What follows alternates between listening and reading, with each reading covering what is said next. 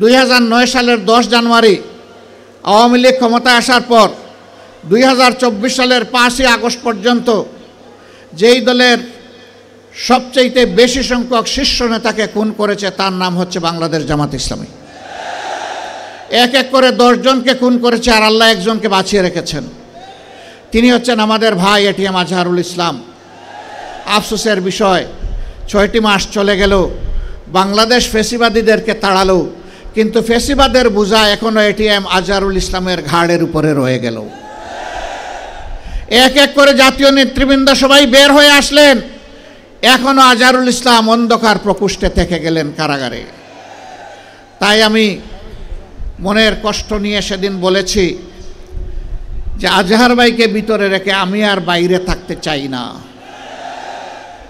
আমি সরকারকে অনুরোধ করেছি আগামী 25 তারিখ আমি স্বেচ্ছায় নিজেকে আইনশৃঙ্খলা বাহিনীর হাতে তুলে দিয়ে বলবো আমাকে গ্রেপ্তার করুন এবং আমাকে কারাগারে পাঠান। আলহামদুলিল্লাহি রাব্বিল আলামিন, আসসালাতু ওয়াসসালামু আলা রাসূলিহিল কারীম ওয়া আলা আলিহি ওয়া সাহবিহি ওয়া আহলি বাইতি আজমাইন। বাংলাদেশ জামাত ইসলামী ঐতিহ্যবাহী লক্ষ্মীপুর জেলা শাখা কর্তৃক আয়োজিত আজকের এই গণজামায়াতের বিশাল গণজামায়াতের সম্মানিত সভাপতি জেলা আমির জনাব মাস্টার রুহুল আমিন, মঞ্চে বসা কেন্দ্রীয় আঞ্চলিক এবং স্থানীয় নেতৃবৃন্দ, বন্ধু সংগঠনের সম্মানিত নেতৃবৃন্দ, আজকের জনসভায় উপস্থিত প্রিয় লক্ষ্মীপুর জেলার আপামর জনগণ, মিডিয়ার সম্মানিত বন্ধুগণ, আমি আল্লাহ রাব্বুল আলামিনের শুকরিয়া আদায় করছি। আজ থেকে ঠিক 1 বছর আগে এই লক্ষ্মীপুরের মাটিতে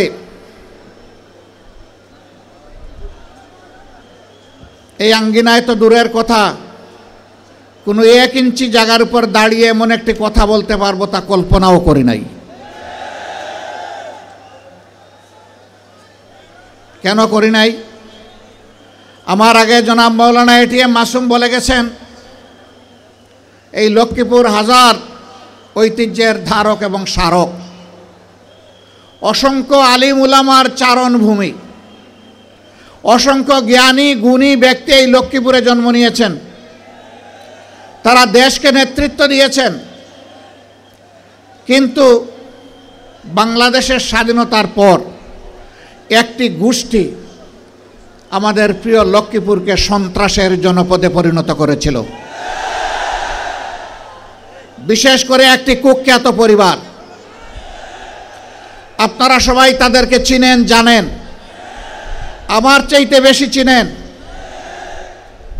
এই সন্ত্রাসীরা আমার ভাই ডাক্তার ফয়েজ আহমদ, যাকে বলা হতো মানবিক চিকিৎসক, তাকে সহ অসংখ্য দেশপ্রেমিক মানুষকে তারা খুন করেছে। তবে যতদিন তারা ক্ষমতায় থাকে ততদিন তারা রাজা, আর যখন ক্ষমতা হারায় তখন তারা গর্তের ইঁদুর। এখন কি রাজার হালতে আছে তারা? এমন জীবনের প্রতি ধিক্কার, যেই জীবনে বাতাস পরিবর্তন হলে মানুষকে ইঁদুর বনে যেতে হয়। এমন রাজনীতিকে ঘৃণা করি, যেই রাজনীতি করতে গিয়ে দেশ ছেড়ে পালাতে হয়।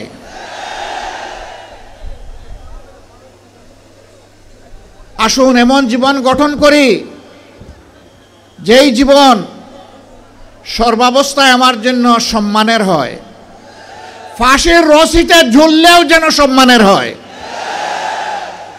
ফাঁসির পাতাটনের উপর দাঁড়ালেও যেন সম্মানের হয়, আবু সাইদের মতো বুক পেতে গুলি নিলে সেটাও যেন আনন্দের হয়। এমন জীবনই রাজনীতিবিদের জীবন হওয়া উচিত। প্রিয় সম্মানিত ভাইরা, এই 24-এর পট পরিবর্তনে লক্ষ্মীপুর একদিন আগে স্বাধীন হয়েছে। লক্ষ্মীপুরবাসীকে মোবারকবাদ। বাংলাদেশ স্বাধীন হয়েছে 5 আগস্ট অথবা 31শে জুলাই, আপনারা আল্লাহর পক্ষ থেকে স্বাধীনতা পেয়েছেন 4 আগস্ট, কিন্তু বিনামূল্যে নয়, অতি উঁচু মূল্যে। 11টা তাজা প্রাণ এই শহরের মাটিতেই ঝরে গেল। জালিমদের হাতে এইভাবে যুগে যুগে যারা দুনিয়া থেকে বিদায় নিয়েছেন, আমি তাদেরকে গভীর শ্রদ্ধার সাথে স্মরণ করছি। মহান রবের দরবারে দোয়া করছি আল্লাহ যেন তাদেরকে শহীদ হিসাবে কবুল করেন। আমি শ্রদ্ধার সাথে স্মরণ করছি আমার অভিভাবক, আমার প্রিয় নেতা জনাব মাস্টার শফিকুল্লাহকে। আমি স্মরণ করছি আমার সিনিয়র সহকর্মী জনাব অ্যাডভোকেট আবুল কাশেমকে।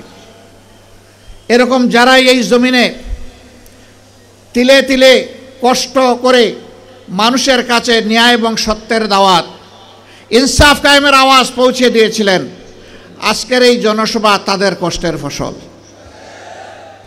আল্লাহ তাআলা তাদের সকলকে ক্ষমা করুন। আল্লাহ তাআলা তাদেরকে অত্যন্ত উন্নত মর্যাদা দান করুন। তাদের স্বপ্নের বাংলাদেশ গড়ার জন্য আমাদেরকে আল্লাহ শক্তি দান করুন।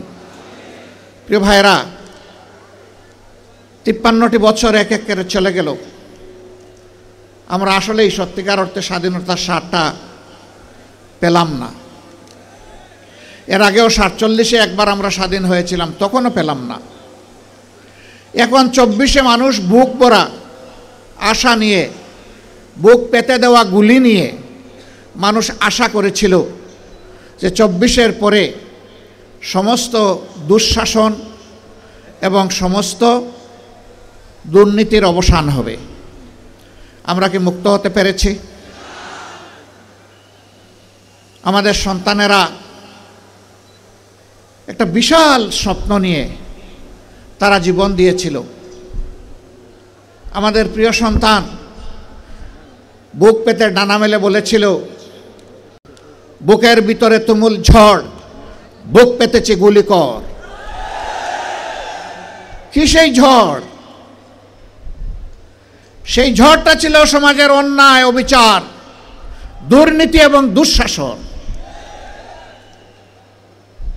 কোন যুগেই যুবকরা কখনো দুর্নীতি এবং দুঃশাসনকে সমর্থন করে না, বরঞ্চ তার বিরুদ্ধে গর্জে উঠে, প্রতিবাদ করে, প্রতিরোধ করে, যুদ্ধ করে বিজয়ী হয়, হয় শহীদ হয়, না হয় গাজী হয়, মাঝখানে আর কিছু থাকে না। এরা এই আন্দোলন করতে গিয়ে শত শত যুবক, শ্রমিক, মেহনতি মানুষ, সাধারণ মানুষ জীবন দিল। 34,000 মানুষ গুরুতর আহত হয়ে পঙ্গু হয়ে গেল। কারো 2টি চোখ নেই, কারো 2টি পা নেই, কারো 1 পা নেই, কারো 1 হাত নেই। কেউ মেরুদণ্ডে গুলিবিদ্ধ হয়ে বাসায় কিংবা হসপিটালে একটা জীবন্ত লাশ হয়ে আছে। উঠে বসতে পারে না, নিজের প্রয়োজন সারতে পারে না, তাকে চালানোর জন্য 1 বা 2 জন মানুষের সহযোগিতা প্রয়োজন হয়। এত ত্যাগের পরে সমাজে অন্তত লক্ষ্মীপুরে কোনো চাঁদাবাজি নাই। লক্ষ্মীপুরে চাঁদাবাজি আছে? শিওর আপনারা? এখানে কোনো দুর্নীতি নেই, এখানে কেউ কোনো কিছু অন্যায়ভাবে দখল করে না, এই সবগুলো আছে। যারা এগুলা করেন তারা কোন দলের, তারা কোন ধর্মের, তারা কোন প্রজাতির, তারা কোন গোষ্ঠীর, এটা না দেখেই বিনয়ের সাথে অনুরোধ করব, বন্ধুরা দয়া করে ওই শহীদদের রক্তের প্রতি একটু সম্মান দেখাও। আমাদের শহীদদের রক্তকে তোমরা অপমানিত করবা না, এ অপকর্ম ছেড়ে দাও। তোমাদের যদি খাওয়ার অভাব হয়, আমরা আশ্বস্ত করছি এই সমস্ত মানুষগুলা মিলে আল্লাহ আমাদেরকে যে নিয়ামত এবং রিজেক দিয়েছেন আমরা ভাগ বাটুরা করে খাবো। তবুও তোমরা চাঁদাবাজি ছেড়ে দাও, দখল বাণিজ্য ছেড়ে দাও, তোমরা মানুষকে কষ্ট দিও না। আলহামদুলিল্লাহ, বাংলাদেশের জনগণ সাক্ষী, বিশ্ববাসী সাক্ষী 2009 সালের 10 জানুয়ারি আওয়ামী লীগ ক্ষমতায় আসার পর 2024 সালের 5ই আগস্ট পর্যন্ত যেই দলের সবচেয়ে বেশি সংখ্যক শীর্ষ নেতাকে খুন করেছে তার নাম হচ্ছে বাংলাদেশ জামাত ইসলামী। এক এক করে 10 জনকে খুন করেছে, আর আল্লাহ একজনকে বাঁচিয়ে রেখেছেন। তিনি হচ্ছেন আমাদের ভাই এটিএম আজহারুল ইসলাম। আফসোসের বিষয়, 6টি মাস চলে গেল, বাংলাদেশ ফ্যাসিবাদীদেরকে তাড়ালো, কিন্তু ফ্যাসিবাদের বোঝা এখনো এটিএম আজহারুল ইসলামের ঘাড়ের উপরে রয়ে গেল। এক এক করে জাতীয় নেতৃবৃন্দ সবাই বের হয়ে আসলেন, এখনো আজহারুল ইসলাম অন্ধকার প্রকোষ্ঠে থেকে গেলেন কারাগারে। তাই আমি মনের কষ্ট নিয়ে সেদিন বলেছি যে আজহার ভাইকে ভিতরে রেখে আমি আর বাইরে থাকতে চাই না। আমি সরকারকে অনুরোধ করেছি আগামী 25 তারিখ আমি স্বেচ্ছায় নিজেকে আইনশৃঙ্খলা বাহিনীর হাতে তুলে দিয়ে বলবো আমাকে গ্রেপ্তার করুন এবং আমাকে কারাগারে পাঠান। যেদিন আজহারুল ইসলামের মুক্তি হবে তার পরের দিন আমার মুক্তিটা দিয়েন। 13টি বছর কারাগারের অন্ধকার প্রকোষ্ঠে দুঃখে দুঃখে জীবনের সাথে তিনি লড়াই করছেন। এই সময়টা প্রিয়তমা সহধর্মিণীকে তিনি হারিয়েছেন। এই সময়টা তার পরিবার ছিন্ন ভিন্ন হয়ে গিয়েছে। সেই মানুষটার উপরে আর জুলুম করবেন না, দয়া করে তাকে এখনই মুক্তি দেওয়ার ব্যবস্থা করুন। যদি মুক্তি না দেন, বাংলাদেশ জামাতে ইসলামীকে সরাসরিভাবে আককরি করতে এই দেশের 3 কোটি প্রাপ্তবয়স্ক মানুষ সমর্থন করে এই 3 কোটি মানুষকে জেলে নেওয়ার জন্য প্রস্তুত হয়ে যান।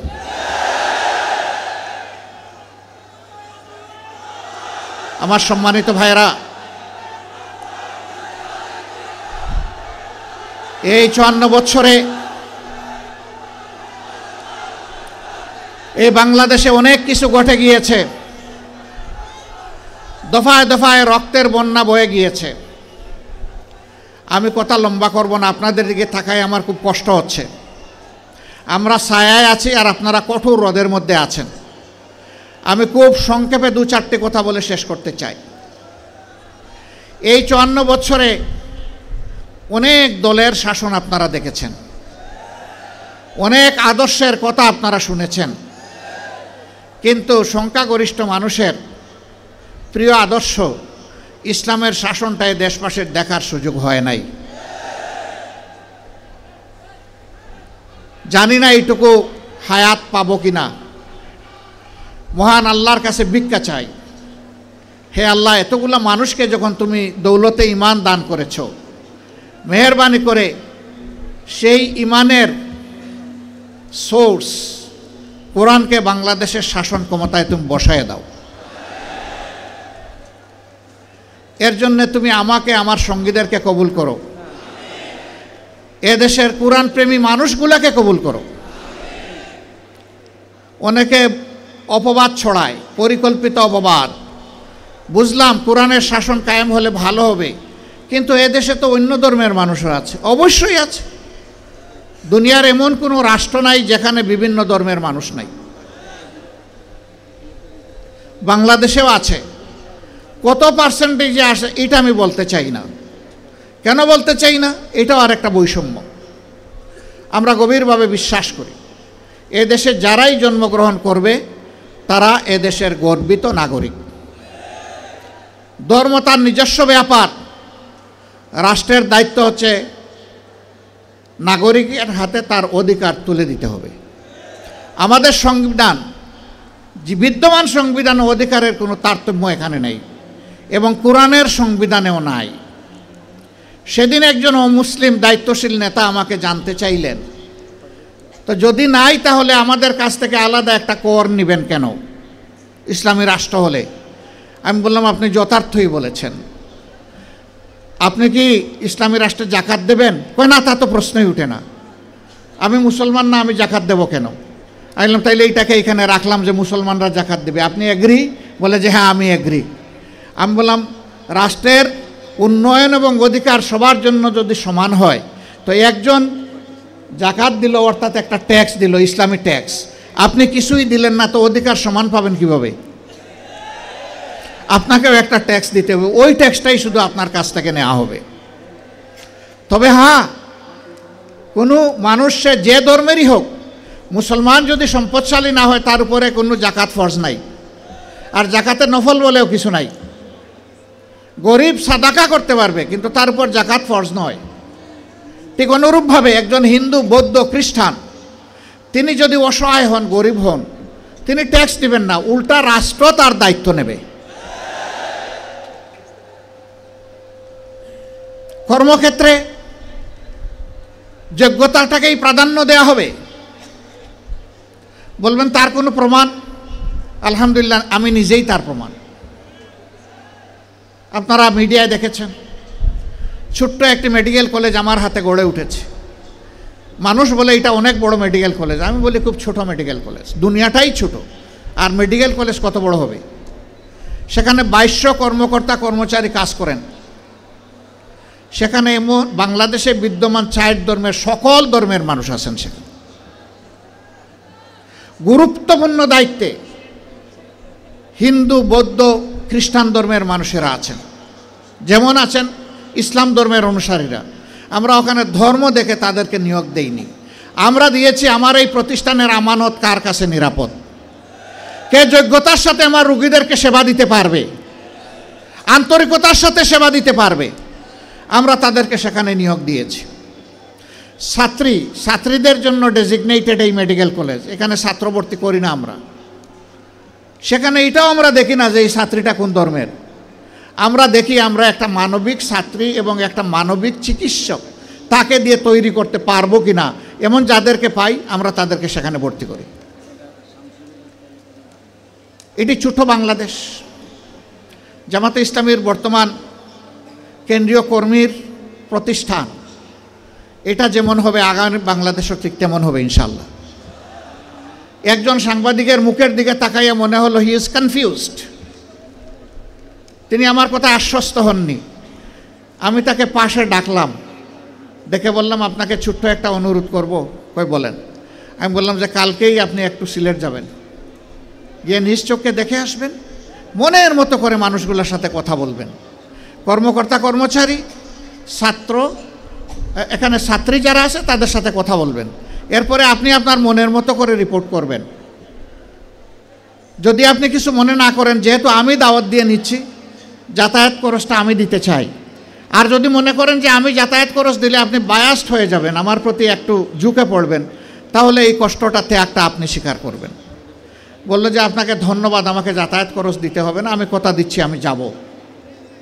তিনি গিয়েছিলেন, তার মতো করে তিনি একটা রিপোর্ট জাতির সামনে তুলে ধরেছেন। আমি দেখেছি তিনি ন্যায়সঙ্গত রিপোর্ট তুলে ধরেছেন, বাড়াননি কমাননি, ধন্যবাদ তাকে। এরপরে ভয় দেখানো হয় যে ইসলামী রাষ্ট্র হলে মহিলাদেরকে ঘরের ভিতর থেকে আর বাইর হইতে দেওয়া হবে না।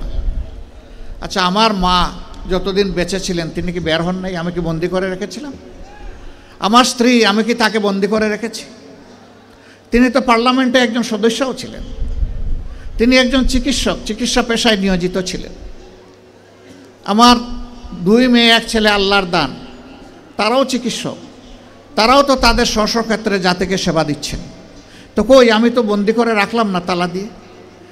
আমার মাকে, আমার স্ত্রীকে, আমার সন্ততিদেরকে আমি যদি এইভাবে তাদের অধিকারের জায়গাটা তাদের হাতে তুলে দেওয়ার পক্ষে থাকি, আমি কথা দিচ্ছি ইসলামের দেশ হলে এদেশের শাসকেরা সেই অধিকার আমাদের মায়েদের হাতে তুলে দিবেন ইনশাআল্লাহ। বাড়তি 2টা জিনিস তারা ভোগ করবেন, এখন যে 2টার কোনোটাই নাই। একটি হচ্ছে সামাজিক নিরাপত্তা, আর একটি হচ্ছে তাদের মর্যাদা। ইনশাআল্লাহ সেই 2টাও সেদিন তারা ভোগ করবেন, এবং নিজেকে বাংলাদেশের একজন নাগরিক হিসাবে পরিচয় দিয়ে তারা গর্ববোধ করবেন। সেই বাংলাদেশি কোরআনের আলোকে তৈরি হবে ইনশাআল্লাহ। এখন আমরা যারা বলি যে কোরআন এক জিনিস, রাজনীতি আরেক জিনিস, না ভাই, এটা ঠিক না। দুনিয়ার সর্বশ্রেষ্ঠ রাষ্ট্র ছিল মদিনা কেন্দ্রিক রাষ্ট্র। সর্বশ্রেষ্ঠ শাসক ছিলেন মুহাম্মদুর রাসূলুল্লাহ সাল্লাল্লাহু আলাইহি সাল্লাম। তিনি একটা আদর্শের ভিত্তিতে শাসন করেছেন। সেই আদর্শটা কি? আল কোরআনের আদর্শ, ইসলামের আদর্শ। আল্লাহর দেওয়া আদর্শ। তাহলে তিনি যে আদর্শে দেশ শাসন করার কারণে একটি জাহিলি সমাজ পরিবর্তন হয়ে সোনালী সমাজ হয়ে গেল, সেই আদর্শকে যদি আমরা আবার আমাদের সমাজে গ্রহণ করে নেই, তাহলে বাংলাদেশের এই সমাজও ইনশাআল্লাহ সোনালী সমাজে পরিণত হবে। অতীতে সোনার বাংলা কায়েম করতে গিয়ে শ্মশান বাংলা কায়েম করা হয়েছে। কোরআনই একমাত্র সোনার বাংলার গ্যারান্টি দিতে পারে, আর কিছুই দিতে পারবে না। ইতিমধ্যেই বাংলার জমিনে তার পরীক্ষা নিরীক্ষা শেষ। এখন হবে ইনশাআল্লাহ কোরআনের বাংলাদেশ। যারা কোরআনকে খণ্ডিত করতে চান অথবা সহ্য করতে চান না, তাদেরকে আমরা বিনয়ের সাথে বলতে চাই, এ দেশের আপামর জনতা বাঁচতে চায় কোরআন বুকে নিয়ে, মরতে চায় কোরআন বুকে নিয়ে, আল্লাহর সামনে দাঁড়াতে চায় কোরআন বুকে নিয়ে। কোরআনকে আমাদের থেকে বিচ্ছিন্ন করা যাবে না ইনশাআল্লাহ। এই দেশে যতগুলা ইসলামী দল আছে, সবগুলার দিকে আপনারা তাজা চোখ দিয়ে তাকিয়ে দেখুন। আমি বেশি দূরে যাব না। 5 আগস্ট থেকে শুরু করে আজকে এই 22 ফেব্রুয়ারি পর্যন্ত এই সামান্য পরিক্রমায় কোথাও আপনি দেখবেন না ইসলামী দলের কোনো লোক এখন জাতির উপরে জুলুম করছে, চাঁদাবাজি করছে, দখলদারির সাথে জড়িয়ে গেছে। কোথাও দেখবেন না। তার একমাত্র কারণ তারা কোরআনকে সম্মান করেন এবং বুকে ধারণ করেন। তার একমাত্র কারণ তারা আল্লাহ সুবহানাহু ওয়া তাআলাকে ভয় করেন। যাদের অন্তরে আল্লাহর ভয় আছে, তারা মানুষের উপর জুলুম করতে পারে না। তারা মানুষকে ভালোবাসে, তারা মানুষকে শ্রদ্ধা করে। তারা দেখে না এ মানুষের পেশা কি, শিক্ষা কি, তার গোষ্ঠী কি, এইটা দেখে না। দেখে সে আল্লাহর সৃষ্টি আশরাফুল মখলুকাত। আল্লাহ যাকে শরাফতি দান করেছেন, আমার দায়িত্ব তাকে সম্মান করা। আমরা মানুষকে ছোট হিসাবে দেখি না কাউকে, আমরা সমস্ত মানুষকে দেখি আল্লাহর শ্রেষ্ঠ জীব হিসাবে। আপনাদের পাশেই বিশাল নদী আছে। আমি একবার বরিশাল থেকে লঞ্চে ঢাকায় ফিরলাম সকালবেলা, সামার সিজন ছিল, গ্রীষ্মকাল। গাড়িতে উঠেছি, এ গল্প আমি বহু জায়গায় বলেছি, আমি এই লুপ ধরে রাখতে পারি না। কিছু দূর যাওয়ার পরে আমার চালককে বললাম থামো। সে বলল স্যার সামনে ময়লার ভাগাড়, দেখতেও খারাপ আর গন্ধ আসতেছে। আমি বললাম এখানেই থামো, এখানে আমার কাজ। আমি 20 থেকে 22 মিনিট বসে আছি গাড়িতে। মাঝে মাঝে সেও আমার মুখের দিকে একটু ঘুরে তাকায়। আমার পাশে বসা একজন সহকর্মী, তিনিও তাকান। তারা বুঝতে পারছেন না যে কেন এই জায়গাটায় আমি দাঁড়িয়ে আছি, কিছু বলছিও না, করছিও না। ওই সময়টা পরে গাড়ির দরজা খুলে বের হলাম। তখন এই জল্লাদের শাসন চলতেছে বাংলাদেশে, 2015 সাল। আমার সঙ্গী আমাকে বললেন আপনি গাড়িতে বসেন, কি করতে হবে আমাকে বলেন, আমি সেরে আসি। আমি বললাম better you come with me, আপনিও আসেন আমার সাথে আসেন। দরজা খুলে পিছনের দিকে হাঁটা শুরু করলাম। ড্রাইভার বলতেছে স্যার গাড়ি ব্যাক করি। আমি না, এখানে থাকো। একটা খাবারের দোকানে গিয়ে ঢুকলাম, কিছু খাবারের প্যাকেট নিলাম, পানি নিলাম, নিয়ে আবার এসে গাড়িতে বসলাম। এবার চালক বলতেছে স্যার যাই। আমি বললাম না, আমার কাজ শেষ হয়নি। 5-7 মিনিট পরে আমি গাড়ির দরজা করে আবার নামলাম। সঙ্গীকে বললাম ভাই এই প্যাকেটগুলো নেন, আসেন আমার সাথে, আমিও কিছু নেই, আপনিও কিছু নেন। গিয়ে ওই ময়লার ভাগাড়ের কাছে হাজির হলাম। ততক্ষণে একদল লোক যারা এই ময়লাগুলা বেলচা দিয়ে ডাম্পিং ট্রাকে উঠিয়ে শেষ করেছে, এখন বেলচা ছুঁড়ে ওখানে ফেলে দিয়েছে। তাদেরকে গিয়ে সালাম দিলাম। 5 জন লোক আসসালামু আলাইকুম, জবাব দেয় না, মুখের দিকে তাকায়। আবার সালাম দিলাম আসসালামু আলাইকুম, এবারও জবাব পেলাম না, আবারও মুখের দিকে তাকায়। এরপরে বললাম কি ভাই আপনাদের মধ্যে কি কেউ মুসলমান আছেন? একজন ভীষণ রাগ করে বলল আমি শুধু মুসলমান না, বাকি ওরা তো সব মুসলমান, তো জবাব দেয় না কেন? বললাম কোনো সমস্যা নাই, আবার সালাম দিচ্ছি আসসালামু আলাইকুম। এবার সবাই সমস্যারে জবাব দিল ওয়ালাইকুম আসসালাম। জিজ্ঞেস করলো আপনি কে? বললাম আপনাদের জাতি ভাই। আপনি কি সিনেমা করতে আসছেন? আমার এই চেহারা দেখে মনে হয় যে আমি সিনেমা করতে আসছি। কয় না, তা তো মনে হয় না, কিন্তু আপনার কথাবার্তায় তো এরকমই মনে হচ্ছে। তো আপনি কেন আসছেন? আমি বললাম আপনাদের হাত ধুইতে আসছি। ওই শুনেন, আমরা গরিব মানুষ, আমাদেরকে নিয়ে উপহাস করবেন না। আমি আল্লাহর কসম, আমি উপহাসও করতে আসি নাই। তাইলে আপনি আমাদের হাত ধোয়াবেন কেন? আমি বললাম, তোমরা সমাজের হাত ধোয়াও, একটা দিন অন্তত তোমাদের হাত ধোয়াই। আমাদেরকে ছেড়ে দেন, আমাদের অনেক কাজ, বুঝতে পারছি না আপনি কি জিনিস। আমি বললাম যে আমি বড় শক্ত জিনিস, হাত না ধোয়া তোমাদেরকে ছেড়ে দেব না আমি। রোদের মধ্যে ঘামতেছে, একজন রাগ করে বললো, এই দে, ওনার এত শখ জাগছে, দে হাত দে, আমারটা আগেই দিচ্ছি। তো উনি হাত দিল, আমি ধোয়াই ঠোয়া কসলাইয়া পরিষ্কার করে বললাম, ভাই অনেক শুক্রিয়া তোমাকে। একজন একজন করে হাত দেয় আর খিলখিলাইয়া হাসে। আমার ধারণা আমাকে দেখে মনে করছে পাবনার হেমায়েতপুর থেকে ছুটে আসা কোনো পাগল ছাড়া আর কিছু হবে না। হাত ধোয়ানো শেষ। এবার আমার দুই সঙ্গীকে বললাম যে একটু খাবারের প্যাকেটটা দেন। বললাম, না না, এগুলো লাগবে না। বললাম, কেন লাগবে না ভাই? তোমরা তো চাওনি, আমি খুশি হয়ে দিচ্ছি, একটু নিবা না? জি না জি না জি না, এগুলো আমরা। আমি বললাম যে বলো তাইলে কোনটা থেকে খেতে হবে, আমি আগে খাই একটু, তারপরে নিয়ে যাও। তখন একজন বলে, তাইলে ঠিক আছে, দিয়া দেন। বললাম, হ্যাঁ, দুনিয়া অনেক কিছু ঘটে। হাতে নিল, নেওয়ার পরে একজন একটু দীর্ঘ শ্বাস ফেলে বলল, তাহলে আমরাও মানুষ। আমি বললাম, কেন এই কথা বললেন কেন? জি না, আপনাদের মতো মানুষেরা আমাদেরকে মানুষ বলে না, বলে আমরা সুইপার, বলে আমরা মেথর। আমাদের কাছে কেউ দাঁড়াইতে চায় না, কোনো রাস্তা দিয়ে আমরা হাঁটলে মানুষ সরে যায়। সমাজের মানুষ আমাদেরকে অচ্ছুত মনে করে, এদেরকে ছুঁইলেই জাত যাবে। আমি হাত জোড় করে বললাম, সোফা কাপড়ের ছোট লোকদের পক্ষ থেকে আমি তোমাদের কাছে ক্ষমা চাই। আমাকে ক্ষমা করো, আমাদেরকে ক্ষমা করো। আমি আর চোখের পানি ধরে রাখতে পারিনি, টপ টপ করে আমার চোখ থেকে পানি পড়ল। যে মানুষগুলো তাদের জীবনের পরিশ্রমের বিনিময়ে সমাজের চাকাটাকে চালু রাখে, আমরা কিনা তাদেরকে মানুষ বলি না, আমরা তাদেরকে সুইপার বলি, মেথর বলি। আমরাই কমজোর।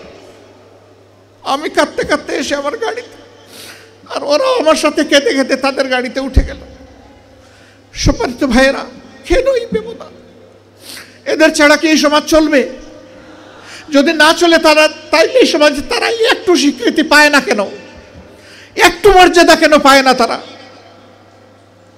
এটা পায় না এই কারণে, এই শাসনটা আল্লাহর দেওয়া বিধান অনুযায়ী নয়, এই কারণেই পায় না।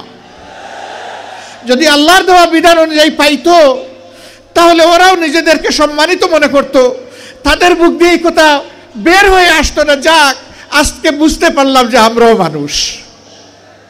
আক্ষেপের সুরে এই কথা তারা বলতো না। ভাই, আমরা এইরকমই একটা মানবিক বাংলাদেশ চাই। এই বাংলাদেশটাকে আমরা সবাই চাই, শিওর সবাই চাই। আল্লাহকে হাত তুলে দেখান। হে রাব্বুল আলামিন, তুমি সাক্ষী থাকো। আল্লাহ, তুমি সাক্ষী থাকো, আমরা তোমার কোরআনের ভিত্তিতে একটা ইনসাফের মানবিক বাংলাদেশ চাই, যেখানে মানুষ সবাইকে সম্মান করবে, ভালোবাসবে। এই বাংলাদেশটা আল্লাহ তুমি আমাদেরকে দান করো। হে তরুণ যুবকেরা, জেগে উঠো। যেই সমাজের তরুণরা জেগে উঠে, সেই সমাজকে আল্লাহ বদলায় দেন। 24-এর 5 আগস্ট সেলুট যুবকরা, তোমাদেরকে তোমাদের জীবন বাজি রাখা লড়াইয়ের কারণে আল্লাহ আমাদেরকে আপাতত মুক্ত করে দিয়েছেন। চিরমুক্তির জন্য এবার জেগে উঠো, এবার শপথ নাও, আমরা বাংলাদেশকে কোরআনের আলোকে গড়বই গড়ব ইনশাআল্লাহ। আমিও তোমাদের সাথে চুল পাকা, ব্রু সাদা হওয়া, দাড়ি সাদা হওয়া এক জীবন্ত যুবক। লড়াইয়ের ময়দানে তোমাদের সাথে আমাকে পাবা। মিছিলের পিছনে নয়, সামনের কাতারে থাকবো ইনশাআল্লাহ।